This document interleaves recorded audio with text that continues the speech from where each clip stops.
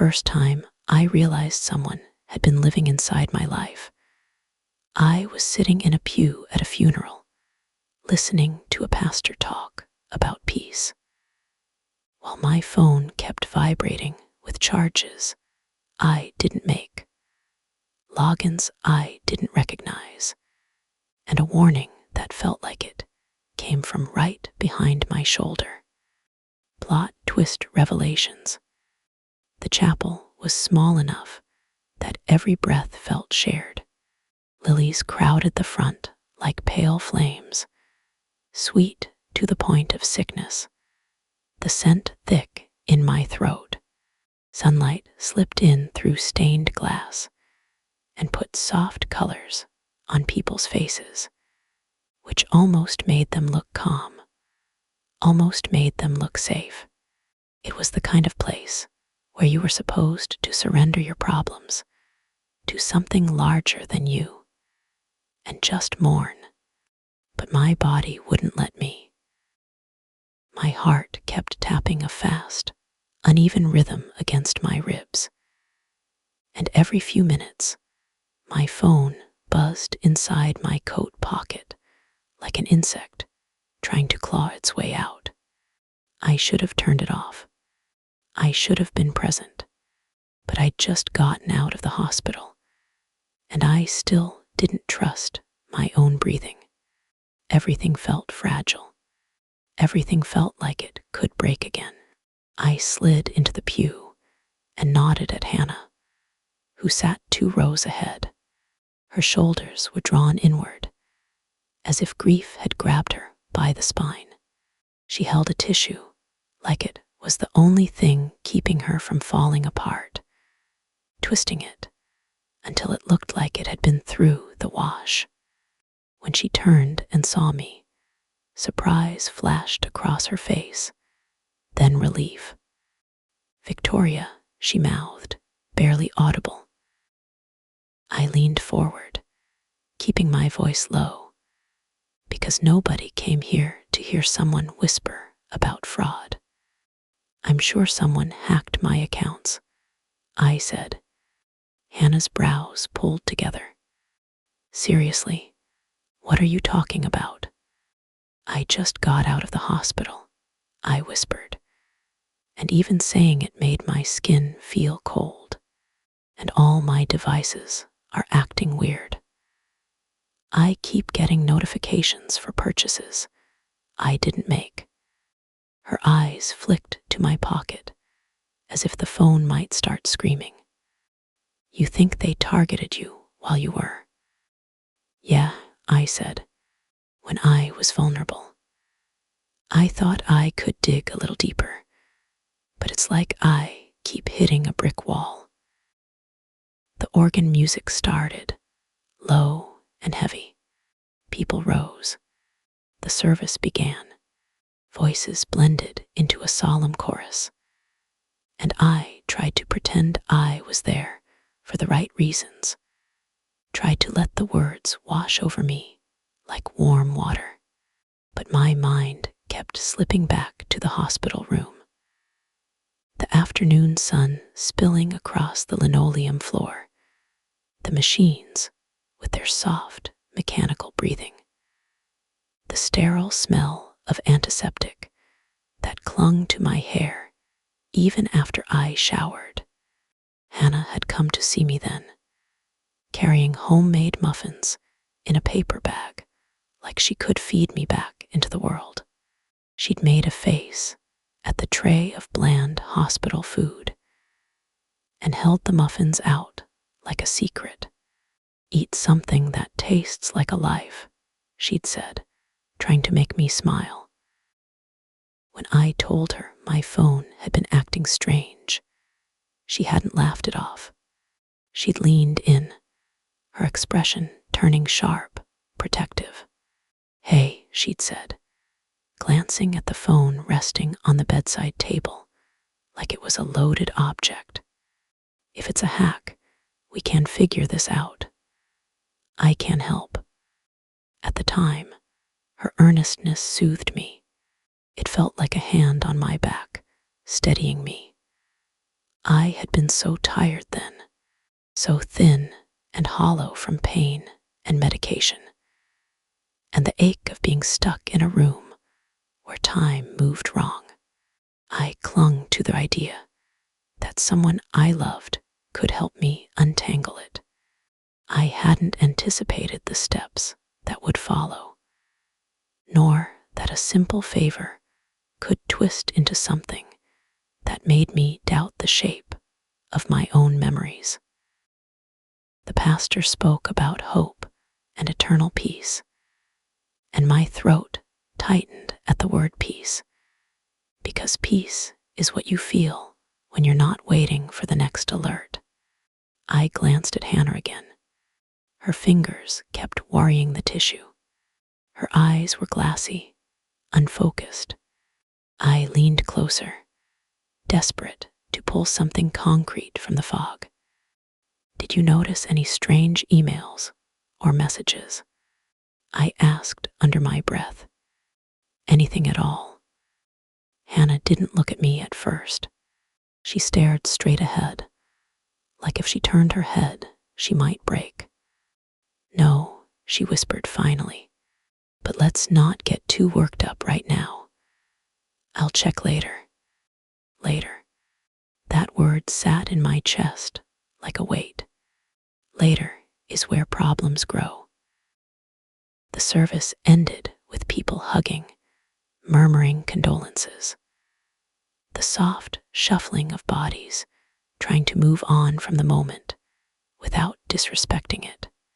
I followed the crowd outside, and the cold autumn air hit my face like a slap. The sky was bright and indifferent. The breeze smelled like leaves and distant wood smoke, sharp enough to clear the chapel's sweetness from my lungs. Hannah walked beside me, her hands shoved into her coat pockets. Her jaw was clenched, like she was holding back emotion or words. Let's drive back to my place, she said, voice tight. I can look through my old laptop and see if there's anything I might have missed. All right, I said, and felt a mixture of hope and dread pooling in my stomach. Hope, because maybe we'd find something clean and fixable. Dread, because I had already learned that the longer you stare into a mess like this, the uglier it gets. The drive was quiet. Each bump in the road felt amplified, like my nerves were turned up too high. I watched houses drift past the window, warm lights, curtains, small normal lives, and felt like I was on the outside of something I used to belong to. Hannah's house was always chaotic in a comforting way, the kind of place that smelled like coffee and laundry detergent and lived in warmth. Shoes were scattered near the door. A half-finished craft project sat on the table, like someone had paused mid-thought. The kitchen smelled faintly of burnt coffee, like the morning had been too much for anyone to do it properly. She tossed her purse down and opened her laptop with a little sigh, as if the act itself was a ritual. Okay, she said, cracking her knuckles. Let's see what we can find. At first, it was simple. We logged into my email accounts, and my fingers shook as I typed passwords. Every time the screen loaded, my shoulders tensed like I was bracing for a punch. I expected to see some obvious giveaway. A random login from another country, a glaring message, a single smoking gun that would let me exhale. Instead, it was subtle. It was the kind of subtle that makes you feel crazy.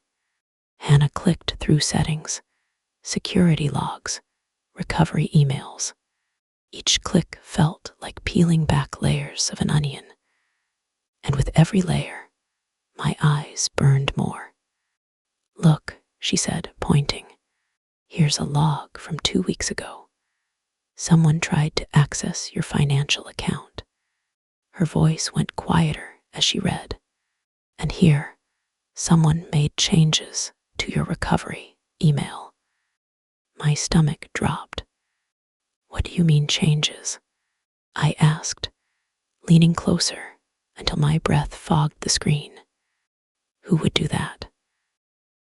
"I don't know," she murmured, but her fingers froze over the keyboard like she'd touched something hot. "The IP address isn't local. It's traced to a city near here, though." Near here. The air in the room changed. It wasn't an overseas scammer, a faceless stranger in a different time zone. It was someone close enough to drive by my apartment, someone close enough to stand in the same grocery store aisle, someone close enough to know my routines. Maybe, my voice came out small, maybe it's someone I know. Hannah's eyes flicked to me and away again, like she couldn't decide how to respond without making it worse. Her mouth opened, then shut. She swallowed. And that's when the thought, dark and sharp, cut through me. "Hannah," I said suddenly, and my own voice startled me. "You were the last person to see me before I went to the hospital. You were the one who—" Her head snapped up. Confusion hit first, then something else. A flicker of realization. Tension wrapped around us like a vise. "Wait," she said, her voice rising just enough to turn brittle. "You're not seriously suggesting that?" "I'm not trying to accuse you," I said, even as the accusation sat in the space between us, heavy as a stone. There's a possibility someone has been watching me, waiting for the perfect moment. And you were there. You know all my passwords. You've helped me set things up before." Hannah's cheeks flushed. "Victoria, no," she said, too fast.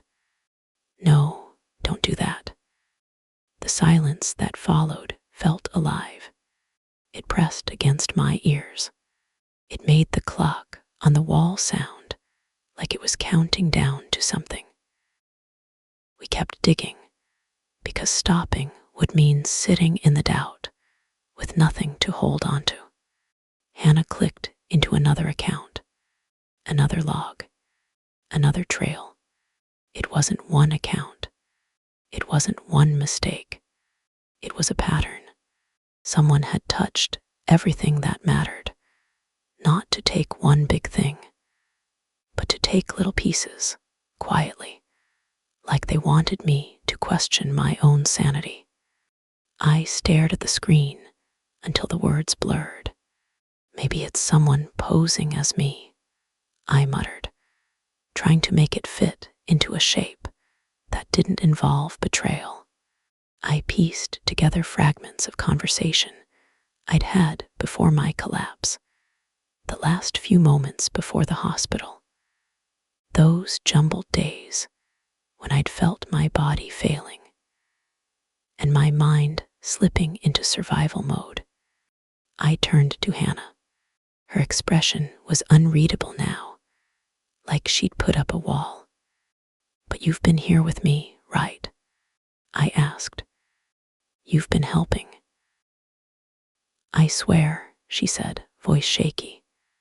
"I was here, but—" A notification popped up on her laptop screen. Not an email, not a calendar reminder, a message. "You shouldn't be looking into this. Stop." My blood ran cold, so fast, it felt like someone had poured ice water down my spine. The room suddenly felt too bright, too exposed. I looked at Hannah. Her face went pale. and I could see her pulse flickering at her throat. "It's a warning," I whispered. "But from who?"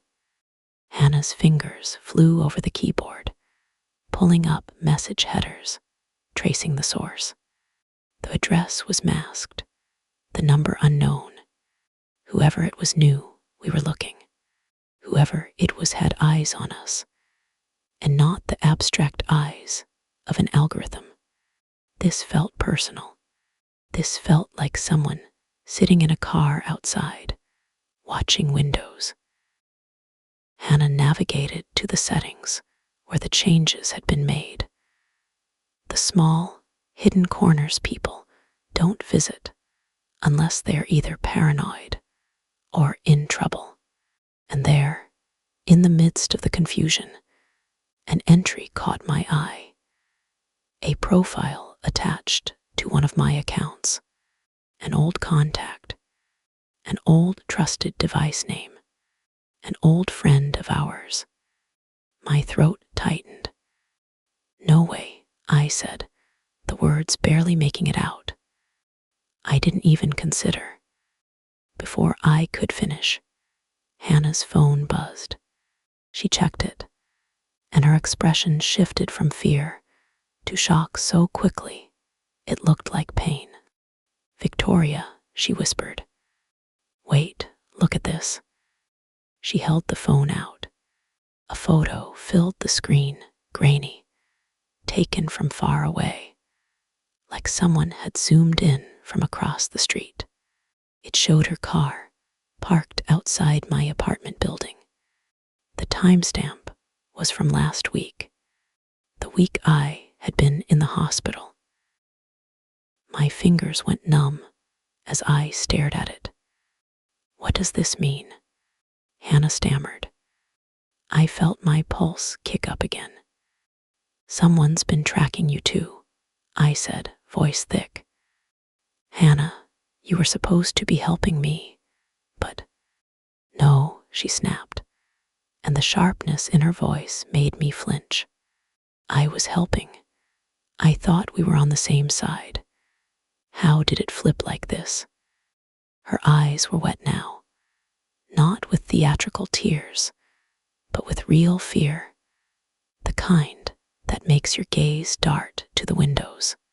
It was like a cruel puzzle closing in on us, and we were both trapped, watching pieces fly around us as the truth began to crystallize.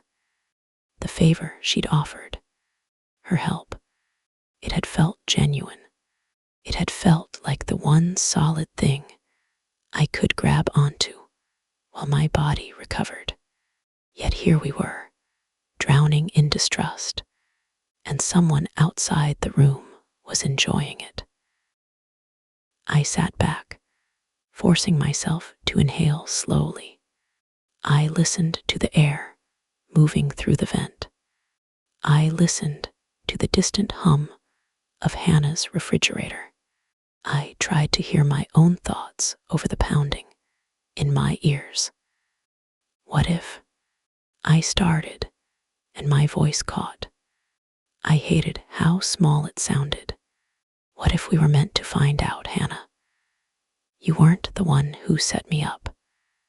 It's someone else who manipulated the situation.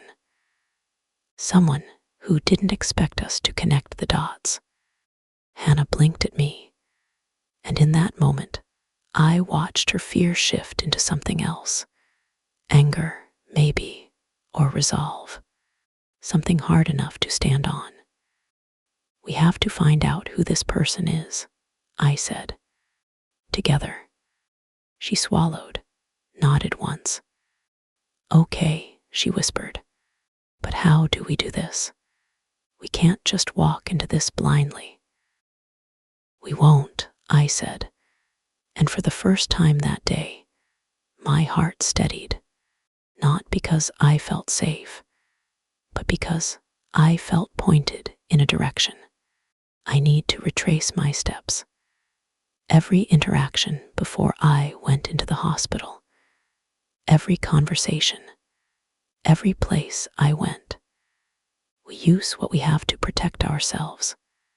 We started with the practical things because panic doesn't solve anything. Hannah made coffee, strong enough to bite. I called my bank's fraud department, my voice tight as I explained that I'd been hospitalized. And now there were charges, password changes, recovery emails swapped.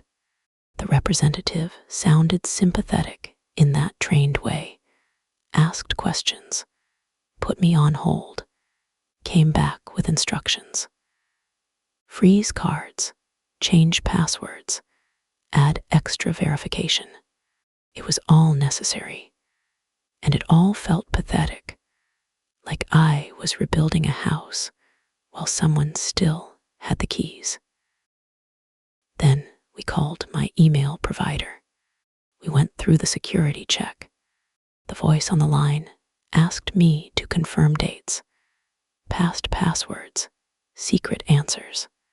Each question made my skin crawl because it felt like they were making me prove I was myself. And I couldn't stop thinking, what if the person who stole my accounts knows these answers too? While I handled the calls, Hannah dug deeper into the logs she'd found. She wrote things down on a notepad, sloppy at first, then more organized as the pattern emerged.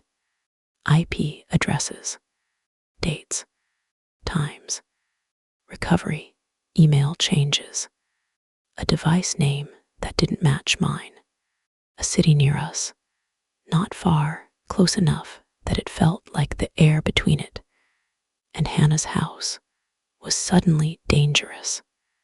We compiled it like evidence because that's what it was. And once we had enough, we did something that made my stomach twist. We decided to go to the police. I didn't want to. I didn't want to sit in a station under fluorescent lights and explain that my life had been hijacked while I was sick. I didn't want to feel their skepticism, the slight shift in tone when someone decides you're being dramatic.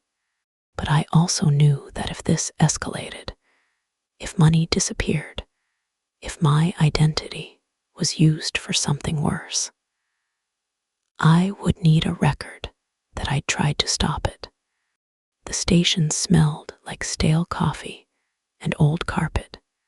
A bored officer at the front desk took our information and told us to wait. Hannah sat beside me, her knee bouncing. The photo of her car was saved on her phone like a bruise. I stared at the floor tiles, counting the small cracks between them, and tried not to imagine someone watching us, even here. When an officer finally took us into a small room, I laid the situation out carefully.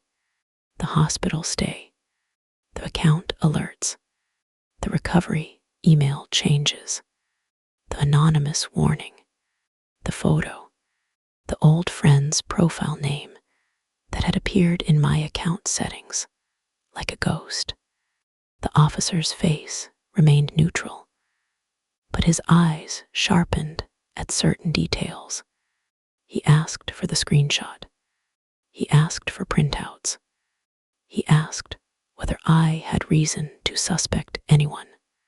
His tone wasn't mocking, but it wasn't comforting either.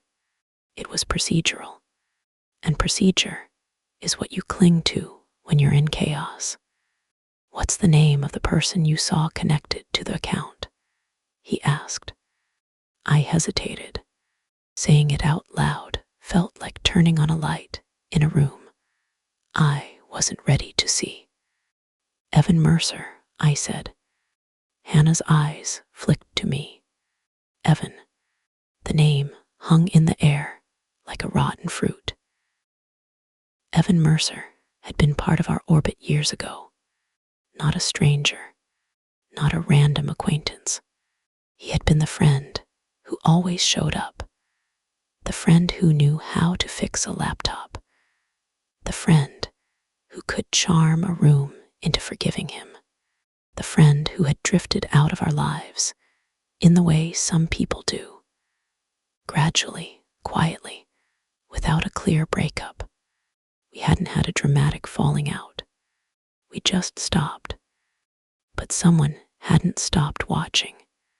After the report, we sat in Hannah's car in the parking lot, the sky already dimming toward evening. The air inside the car felt stale from our breathing. Hannah's hands were clenched on the steering wheel, even though the engine wasn't on. "Do you think it's him?" she asked. "I don't know," I said, and I hated the uncertainty in my own voice. But his name being there isn't random. Hannah stared out at the station doors. If it's Evan, why would he do this? That question dug into me. Why? Motive.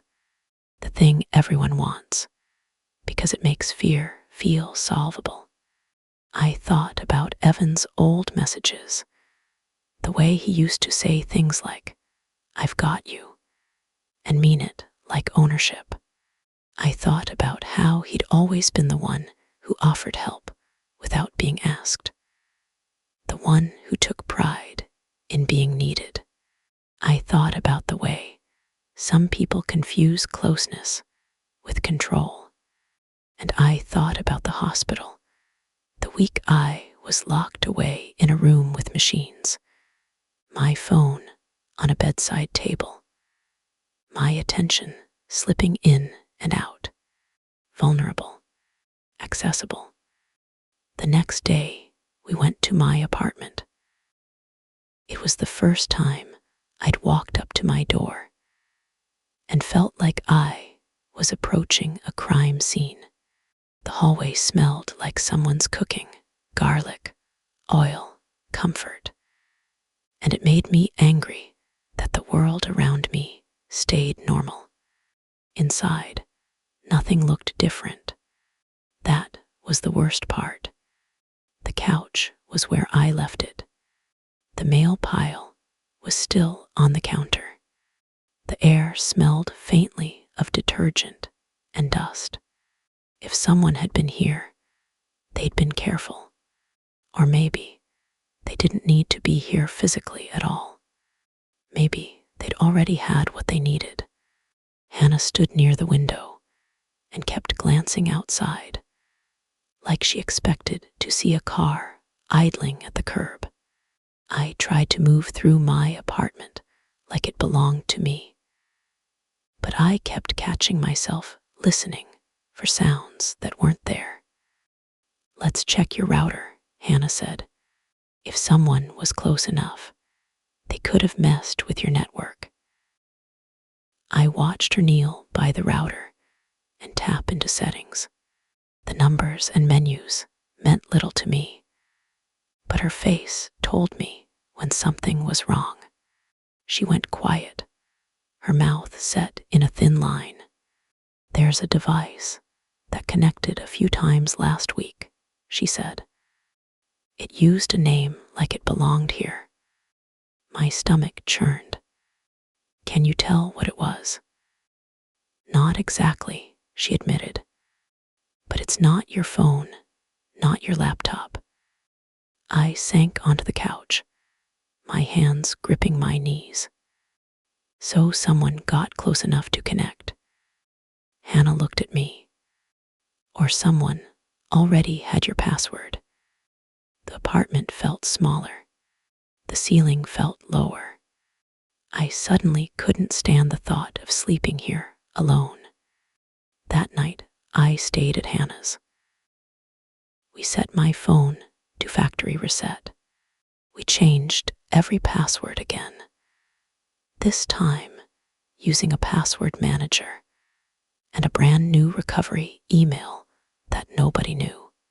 We turned on authentication apps, backup codes, everything the fraud departments recommended.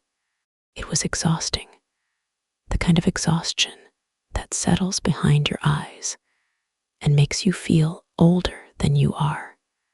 Around midnight, Hannah's laptop dinged again. We both froze. Another message. Unknown number. You can't lock me out. I already have what I need. Hannah's face went white. What does that mean? My throat tightened. It means this isn't just money. We sat there, the glow of the screen painting our faces pale. The message didn't include a demand. It didn't ask for anything. It was a statement, a promise. I thought about Evan again, the way he used to show up with solutions, the way he used to smile like he was doing you a favor, the way he used to get offended when you didn't accept his help. If it was Evan, he wasn't just stealing. He was proving something. He was reminding me that he could reach into my life whenever he wanted. The next morning, we made a decision. We would confront him, but not alone, not impulsively, and not without a plan. We met with the officer assigned to our report and told him we suspected Evan Mercer. The officer didn't promise miracles, but he did tell us something important.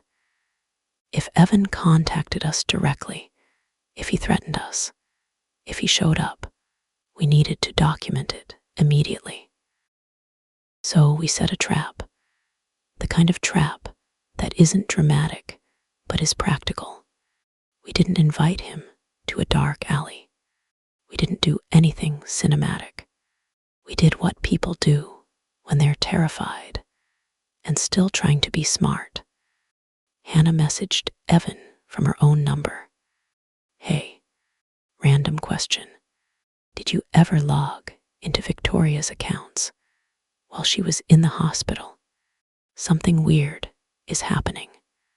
It felt wrong, sending that like we were poking a bear. My hands shook as Hannah typed, but we needed something. Proof, a response, anything we could hand to the system and say, see, this is real.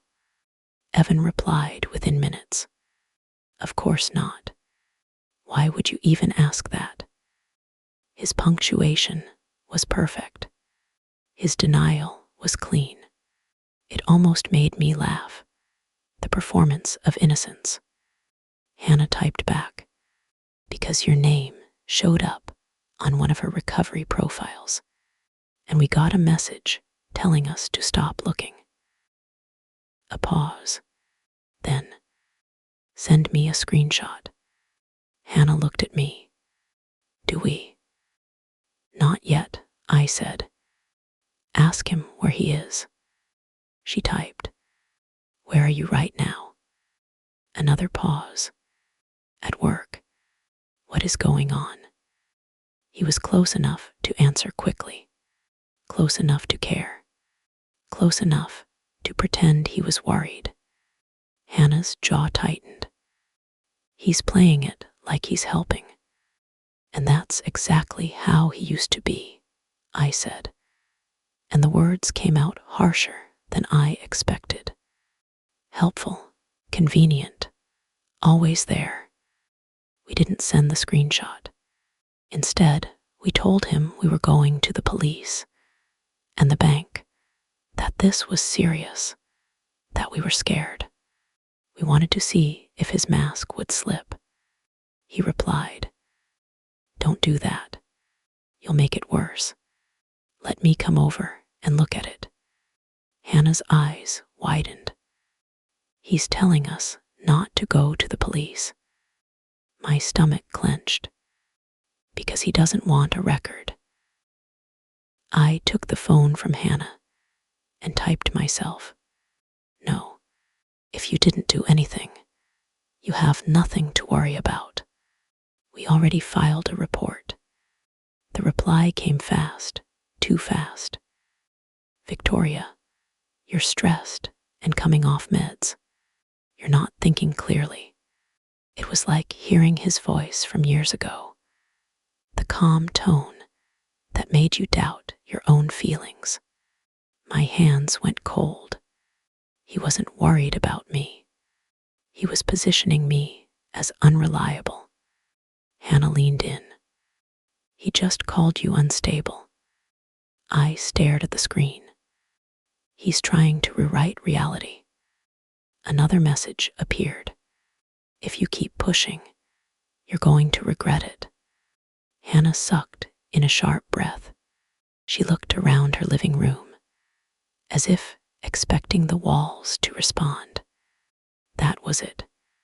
That was the line between suspicion and threat, between paranoia and proof. We forwarded the messages to the officer. We took screenshots. We documented the time, the number, everything. Then the unknown number sent one more message, and it felt like a blade pressed gently against skin. Check your front door. Hannah stood up so fast her chair scraped the floor. We stared at each other. For a moment, neither of us moved, because moving meant accepting that this wasn't contained in screens anymore. Hannah walked toward the door slowly, her steps careful. I followed, my heart beating so hard I could hear it. She peered through the peephole. Nobody. She opened the door anyway, just a crack, like the hallway might bite. An envelope lay on the mat. Plain. No stamp. No return address. Just Hannah's name written in neat handwriting. Her hand trembled as she picked it up. She brought it inside like it was radioactive and set it on the table. We stared at it for a long moment before she slid her finger under the flap. Inside was a printed photo, a close-up of me in my hospital bed, eyes half open, hair messy. The light from the window making my skin look waxy. I didn't remember anyone taking it. I didn't remember anyone having that angle. The photo had been taken from the doorway. My throat closed. My vision tunneled. This is from the hospital, I whispered. Hannah's face was tight with fury now, her fear turning into something dangerous. How did he get that? The answer came without words. Whoever was doing this had been close. Close enough to visit. Close enough to stand in the doorway of my room. Hannah's phone buzzed again. A new message. I told you I already have what I need. I stood there, staring at a picture of myself at my weakest, and something inside me hardened into a decision. Not a dramatic vow. A clean, unmistakable line in my mind. We're not waiting anymore, I said. Hannah nodded once, like she'd been waiting for me to say it. We go now, she said. We don't stay in this house. We don't stay predictable. We drove to the police station again. The envelope on the passenger seat, like evidence of a crime that had finally stepped out into the open. The officer took one look at the photo, and the messages and his expression shifted. The neutrality fell away. This wasn't a misunderstanding anymore. They traced the number. They contacted the hospital's security office. They asked for visitor logs. They asked for camera footage. They asked for everything that could transform my fear into facts. Hours later, as we sat in that same stale-smelling waiting area, the officer came back with a folder in his hand, and a look that told me something had snapped into place. "Victoria," he said, "you were right to come in." My stomach dropped. "What did you find?" He opened the folder and slid a page across the table. A visitor record from the hospital. Evan Mercer. Not only had he visited, he'd signed in under friend, and he'd stayed longer than any friend should. There was also a note from a nurse. Patient seemed uncomfortable. Visitor insisted he was allowed. Patient was drowsy. I stared at the paper until the words stopped being letters and became something else. Proof, sharp and real. Hannah's voice trembled. So it was him. The officer nodded. "We also pulled the security footage from the hallway outside your room. We can't show you everything yet, but we have enough to move forward." My hands started shaking, not with fear now, but with adrenaline and rage. "He took a photo," I said, voice low. "He used it to threaten us." "Yes," the officer said, "and based on the account activity and the threats, we're treating this as harassment, intimidation, and unauthorized access. We're going to get a warrant." The word warrant was supposed to comfort me. It was supposed to mean the system was stepping in. But all I could think about was Evan's messages, his confidence, his belief that he could reach into my life and rearrange it. That night, I didn't sleep. Every time I closed my eyes, I saw the hospital photo. I felt the fluorescent hush of that corridor. I remembered how helpless I'd been in that bed, how I'd trusted the hospital to keep me safe, how I'd trusted that the people who loved me would protect me. Instead, someone had used that moment to step into my life like it belonged to him. 2 days later, the officer called. They'd brought Evan in for questioning. I wanted to be there. I wanted to look him in the eye. I wanted to see his face when he realized the world wasn't going to let him pretend anymore. But they told me to stay away, to let them handle it, to stay safe. Safe. The word felt strange in my mouth. When Evan was finally confronted with the hospital visitor log, the messages, the photo, the account recovery changes, his story shifted in predictable ways. First, he denied. Then he minimized.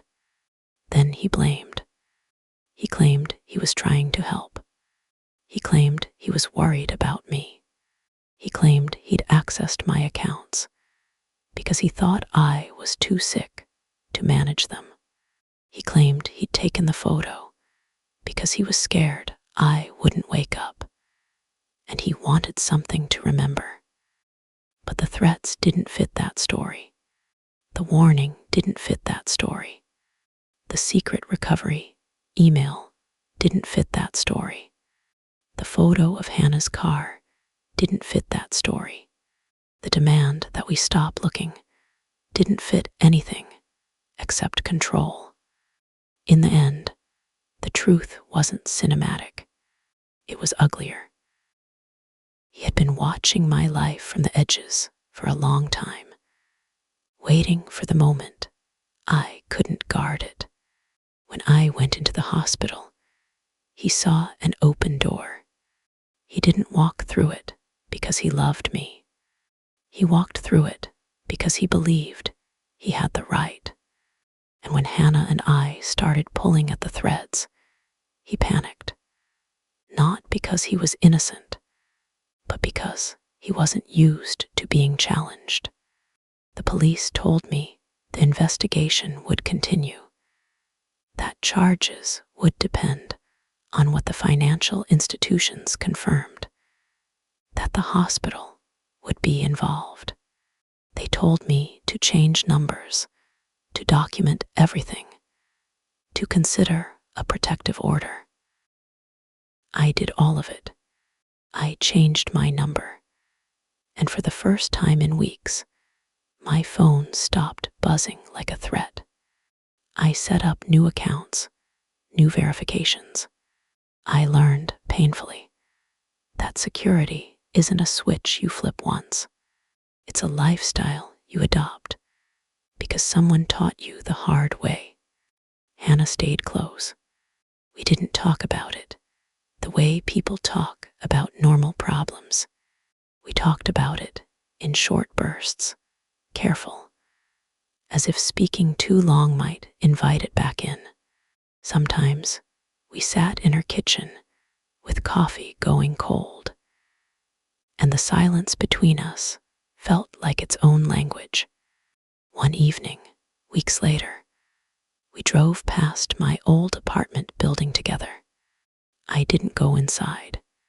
I just looked at the windows, the same hallway, the same door that had once felt like a barrier between me and the world.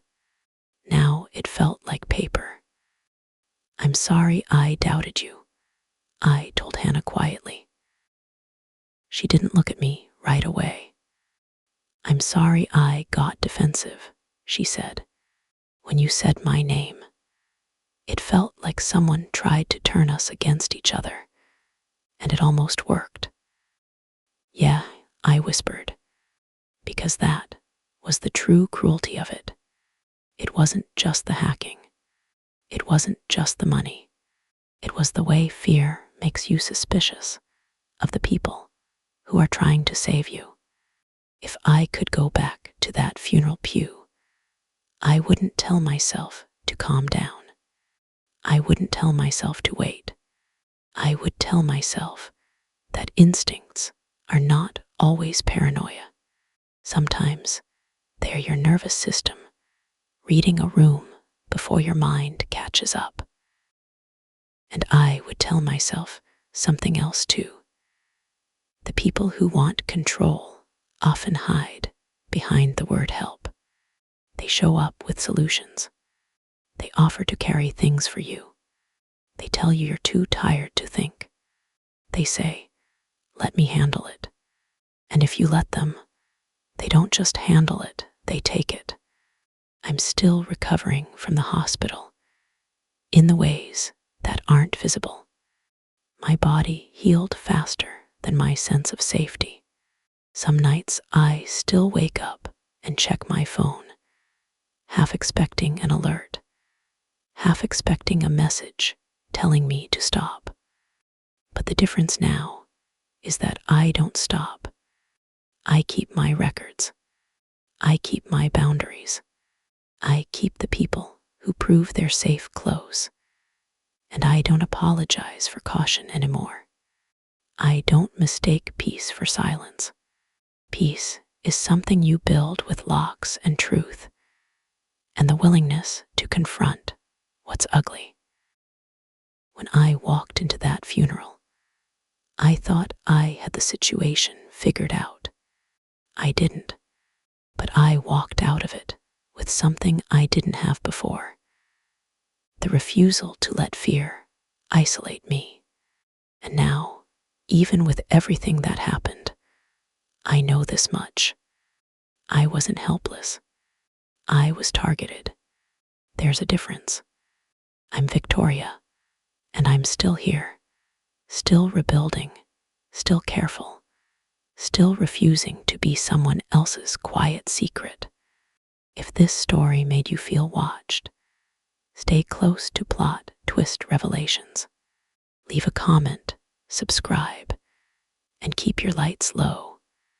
Some warnings don't arrive until you're finally listening.